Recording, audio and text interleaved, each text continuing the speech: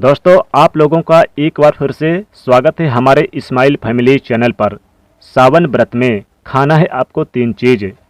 दोस्तों, साल 2023 में सावन का पवित्र महीना कब से कब तक चलेगा, इसमें कितने सोमवार व्रत पड़ेंगे, सावन की समाप्ति कब होगी और रक्षाबंधन कब है, सावन में व्रत का पालन कैसे करें, व्रत में कौन सी चीज़ें नहीं खानी चाहिए और कौन सी चीज़ें खानी चाहिए, सावन व्रत में ऐसे कौन सी एक चीज़ खा लेने से भगवान शिव भोलेनाथ हो जाते हैं प्रसन्न, जान ले सब कुछ आज के इस वीडियो में।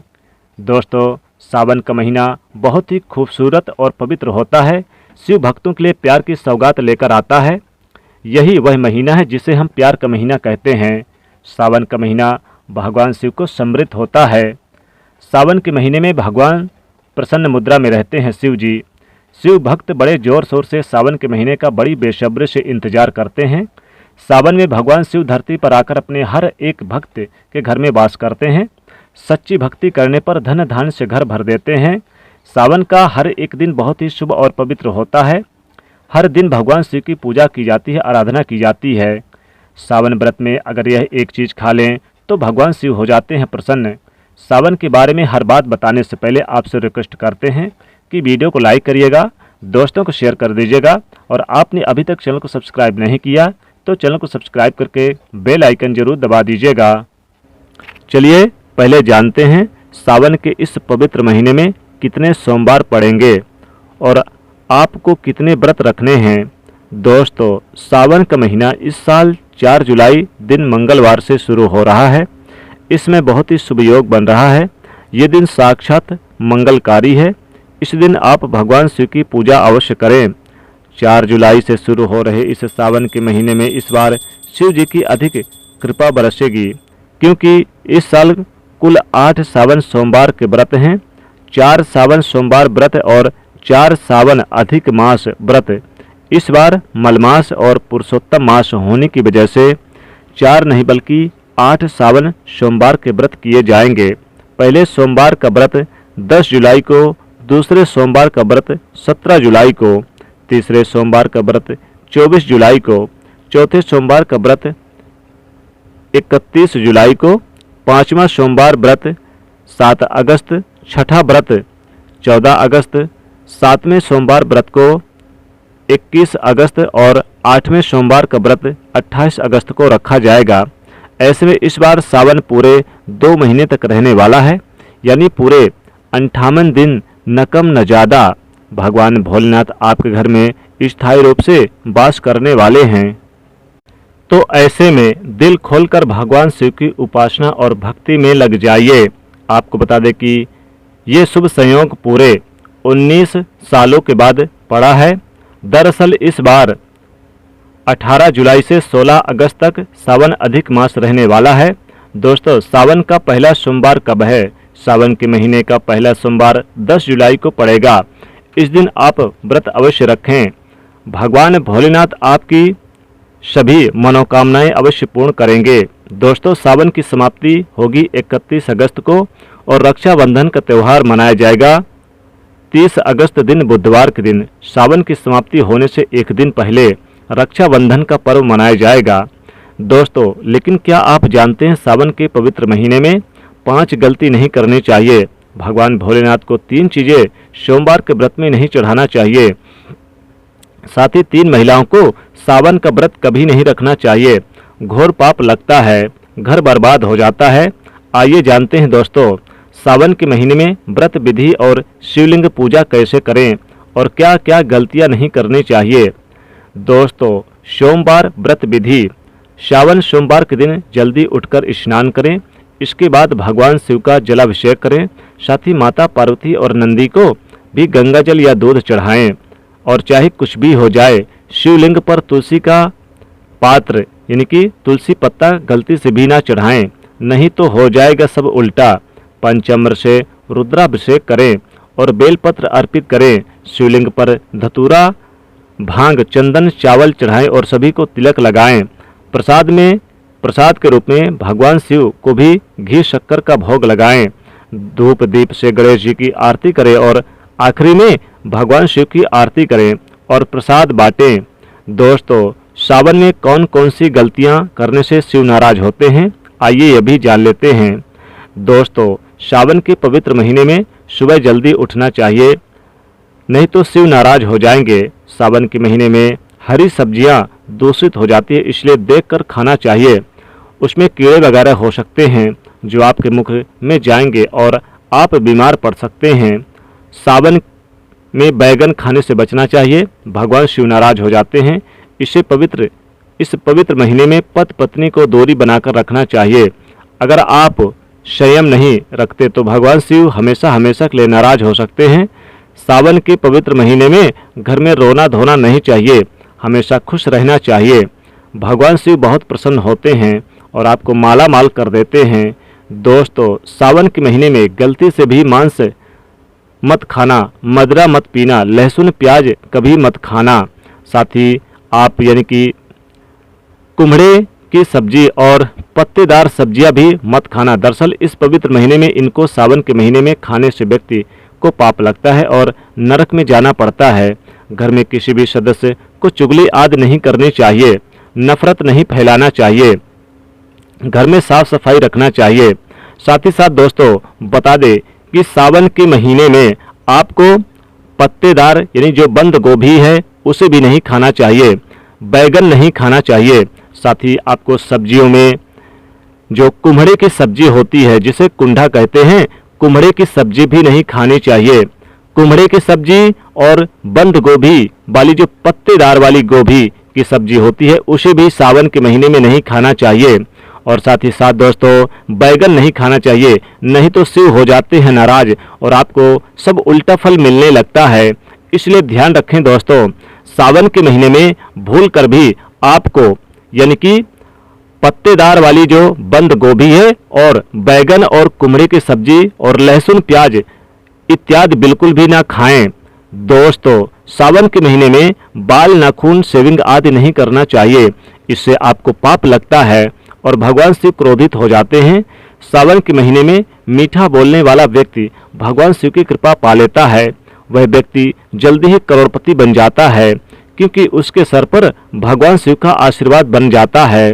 सावन में जितना हो सके गरीबों की सेवा करें, भंडारा करें, गरीबों को कपड़े आदि के बारे में भगवान शिव बांटे। भगवान शिव उस व्यक्ति को पल भर में धनी बना देते हैं। सावन के इस पवित्र महीने में गरीब को खाली हाथ ना जाने दें, गूंगे जीव को भोजन अवश्य कराएं। क्या पता उस गरीब के रूप में भगवान शिव या उस जीव के रूप में ही भगवान शिव हो सकते हैं। ईश्वर किसी भी रूप में आपकी परीक्षा लेने धरती पर आ सकते हैं, आगे आपकी मर्जी। दोस्तों, चाहे कुछ भी हो जाए भगवान शिव के पास 5 गलती से भी मत रखना, नहीं तो आपका व्रत टूट जाएगा, शिव जी हो जाएंगे नाराज। तो चलिए जानते हैं दोस्तों। नंबर 1, जहां रखा है शिवलिंग महादेव की कोई भी प्रतिमा तो वहां पर भूलकर भी चप्पल जूते नहीं उतारना चाहिए। जरा सोचिए, जब आपके कमरे में कोई जूता चप्पल लेकर प्रवेश करता है आपको कितना क्रोध आता है। इसी कारण महादेव को भी आप नाराज हो जाते हैं। अगर उनके मंदिर में जूता चप्पल लेकर जाते हैं आपको मिलने वाला फल नष्ट हो जाता है। ऐसे में मंदिर में नंगे पैर ही प्रवेश करना चाहिए क्योंकि चमड़े के चप्पल हमेशा अशुद्ध होते हैं, इसलिए देव शक्ति नाराज होती है।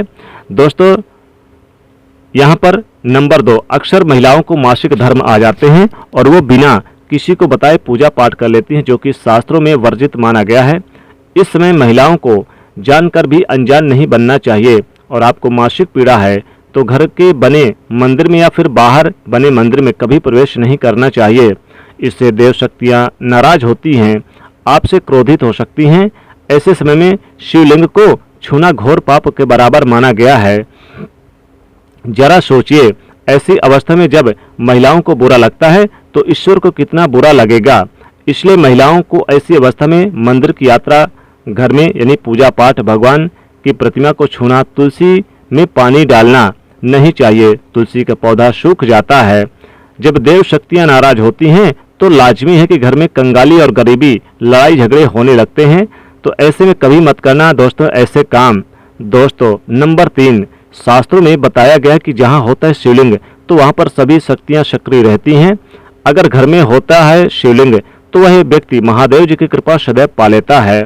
वास्तु शास्त्र के अनुसार शिवलिंग हर वक्त ऊर्जा का संचार करता रहता है, इसलिए शिवलिंग पर जल धारा हमेशा होनी चाहिए जो ऊर्जा को शांत रखता है।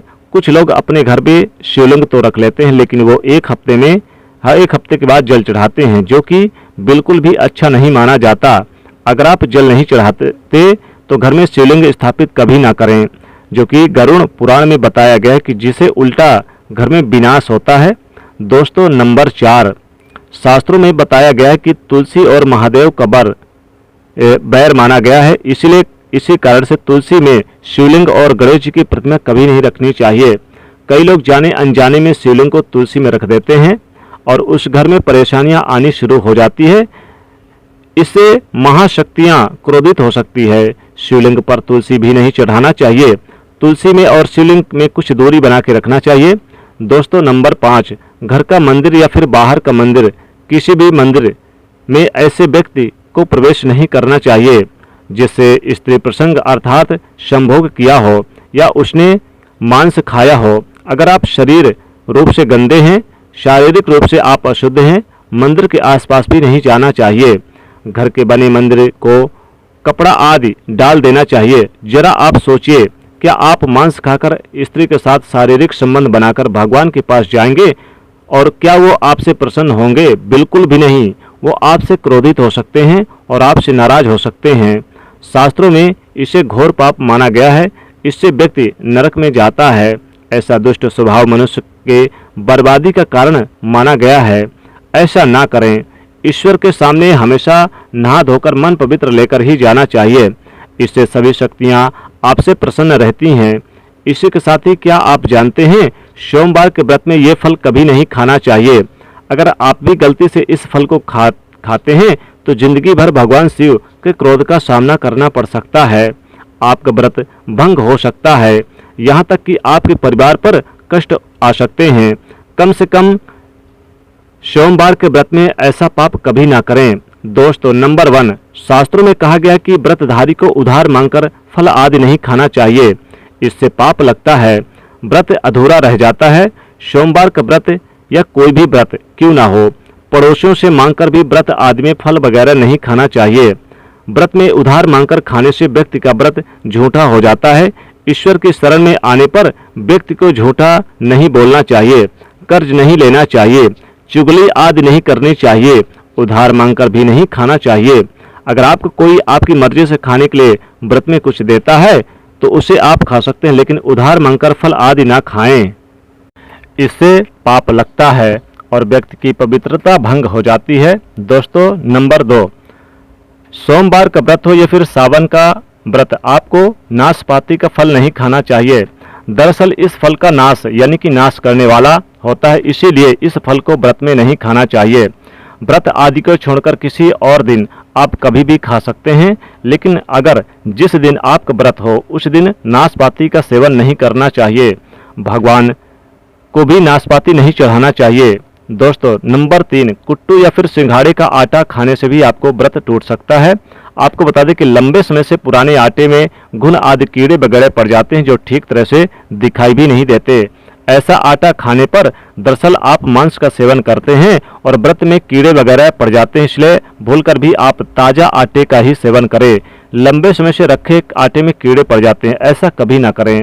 व्रत में हमेशा शुद्धता का ध्यान रखिएगा। दोस्तों बता दें कि आपको सावन के महीने में आपको फलों में जैसे सेब खाना है, केले खा लीजिए, अमरूद वगैरह खा सकते हैं।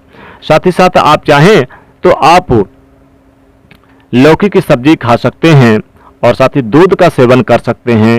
दूध की बनाकर खीर का सेवन कर सकते हैं। व्रत आदि करते हैं तो आप दूध का सेवन कर सकते हैं, इससे विशेष लाभ होगा। सावन के व्रत में आपको खाना है ये चीज़ें, जी हाँ दोस्तों, सावन के महीने में ये 3 चीज़ें खाना है आपको जरूरी। जैसे दूध का सेवन कर सकते हैं सावन के महीने में और साथ ही साथ साबूदाने की बनी खीर भी खा सकते हैं। साबूदाने की बनी खीर बहुत ही पवित्र मानी गई है, इसलिए इसका सेवन सावन के महीने में कर सकते हैं। दोस्तों सावन के महीने में बेल का फल जरूर खा लीजिएगा। बेल का फल बहुत ही पवित्र और बहुत ही शुद्ध माना गया है। भगवान शिव इससे प्रसन्न हो जाते हैं और आपको वरदान देते हैं, इसलिए बेल का फल जरूर खा लीजिएगा। बेल का फल बहुत ही शुद्ध और पवित्र माना गया है। बेल के फल में भगवान शिव का आशीर्वाद बना रहता है, इसलिए सावन के महीने में बेल का फल जरूर खा लीजिए। साथ ही साथ आप खीर खा लीजिएगा और आप सावन के महीने में शुद्ध शाकाहारी भोजन ही इस्तेमाल करिएगा, ये बहुत ही शुभ माना जाता है। सावन के महीने में पक्का भोजन ही जरूर करिएगा और ब्राह्मणों को जरूर खिलाइएगा। अब आप यह जान लें कि बेलपत्र का उपयोग और इसके लाभ कैसे मिलते हैं। नंबर 1, तीनों लोकों में जितने तीर्थ स्थल प्रसिद्ध है वो सभी तीर्थ स्थल बेलपत्र की मूल भाग में स्थित हैं। माने जाते हैं कि इस बात को शायद ही कोई जानता है। नंबर 1, अगर बेल का वृक्ष घर के बीचों बीच या पूर्व दिशा में लगा है तो घर में धन धान की कमी कभी नहीं रहती और परिवार खुश रहता है। नंबर 3, जो व्यक्ति बेल वृक्ष में मूल भाग के गंध पुष्प आदि से पूजा अर्चना करता है उसे मृत्यु के पश्चात शिव लोक की प्राप्ति होती है। अब जानते हैं बेलपत्र से जुड़ी और कुछ खास बातें। दोस्तों, चतुर्थी, अष्टमी, नवमी, चतुर्दशी और अमावस्या इन तिथियों को, साथ ही संक्रांति के समय और सोमवार को बेलपत्र नहीं तोड़ना चाहिए। पूजा से एक दिन पहले ही बेलपत्र तोड़कर रख लें। दोस्तों, बेलपत्र कभी अशुद्ध नहीं होता। अगर आपको पूजा के लिए नया बेलपत्र नहीं मिल रहा तो किसी दूसरे के चढ़ाए हुए बेलपत्र को स्वच्छ जल से धोकर भगवान शिव को अर्पित कर सकते हैं। बेलपत्र में कम से कम 3 पत्तियां होनी चाहिए। कटी फटी पत्तियों का बेलपत्र में शिव को गलती से भी नहीं अर्पित करनी चाहिए। कटी फटी पत्तियां बिल्कुल भी अर्पित ना करें, शिव का अपमान माना जाता है। और बेलपत्र का भी इसलिए बेलपत्र की पत्तियां एकदम साफ होनी चाहिए। दोस्तों, सावन के इस पवित्र महीने में जिस व्यक्ति को ये मिल जाए संकेत, तो इससे पता चलता है कि महादेव आप को संकेत से, यानी इस संकेत के मिलने से बहुत ही प्रसन्न और आपको धनी बनाने वाले हैं। आपको धनी बनने से कोई नहीं रोक सकता।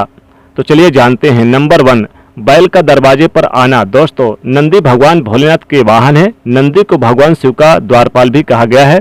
नंदी महाराज को बुद्धि और ज्ञान का प्रतीक माना गया है। शिव की मंदिर के बाहर हमेशा नंदी महाराज विराजित रहते हैं। लेकिन अगर सावन के इस पवित्र महीने में अचानक से नंदी महाराज आपके दरवाजे पर आ जाएं, घर की चौखट में सींग मारने लगें, तब समझ जाइए कि महादेव शिवजी आपके घर में आने वाले हैं। ये उनके आने का एक शुभ संकेत है। भगवान शिव आपकी भक्ति से बहुत ही प्रसन्न हैं। आपके घर में खुशियां आने वाली है। आपको धनी होने से अब कोई नहीं रोक सकता। लेकिन याद रहे, नंदी महाराज को तिलक लगाकर मीठा भोग जरूर खिलाएं। नंबर 2, सावन के पवित्र महीने में अचानक से आपके सपनों में अगर शिवलिंग दिखाई दे जाए, अर्थात भगवान शिव दिखाई दे, तो इससे आपको समझना चाहिए कि आपके जीवन में परेशानियों का अंत होने वाला है। शिव आपकी सच्ची आराधना भक्ति से बहुत खुश हैं और वह आपके घर में आने वाले हैं। ऐसे में याद रहे कि शिव की भक्ति में कोई भी कमी ना आने दें। घर को गंदा ना रखें, साफ सफाई जरूर करें। नंबर 3, शास्त्रों के अनुसार माना गया कि नीलकंठ पक्षी भगवान शिव का प्रतीक है। अगर आपको घर में सावन के महीने में नीलकंठ घर पर छत पर आकर बैठ जाए, द्वार पर आकर बैठ जाए, आंगन पर बैठ जाए, तो भूलकर भी मत भगाना, क्योंकि भगवान शिव का प्रतीक माना जाता है। ऐसे में आपको खुश हो जाना चाहिए, क्योंकि भगवान शिव आपकी भक्ति से बहुत ही प्रसन्न हैं। शास्त्रों में बताया गया है कि ये साक्षात भगवान शिव के आने का संकेत है। दोस्तों, सावन के महीने में जरूर आप यानी कि दूध का सेवन कर लें और साथ ही साथ यानी बेल का फल का सेवन कर लें। केला, सेव, लाल वाला अंगूर, इन चीज़ों का सेवन कर लें। व्रत में भगवान शिव को आप 1 लोटा जल लें, थोड़ा सा चावल मिश्री उसमें रख लें और बेलपत्र रख लें। एक थाली पे धूप बत्ती रख लें और भगवान शिव को 1 लोटा जल चढ़ाएं। धीरे धीरे चढ़ाएं। उन्हें चावल उनके ऊपर शिवलिंग पर रखें, सफ़ेद पुष्प रखें और भांग धतूरा उन्हें जरूर चढ़ाएं। ये पूजा में जरूर करें, इससे भगवान भोलेनाथ बहुत ही प्रसन्न होते हैं। ऐसा करने से भोलेनाथ यानी कि बहुत प्रसन्न होते हैं। लेकिन गलती से भी आपको यानी कि उनके ऊपर जो चीज़ें नहीं चढ़ानी चाहिए वो ना चढ़ाएं। तो दोस्तों, अगर यह खास जानकारी आपको पसंद आई है तो वीडियो को लाइक करिएगा, शेयर करिएगा, कमेंट में लिखे हर हर महादेव, ओम नमः शिवाय।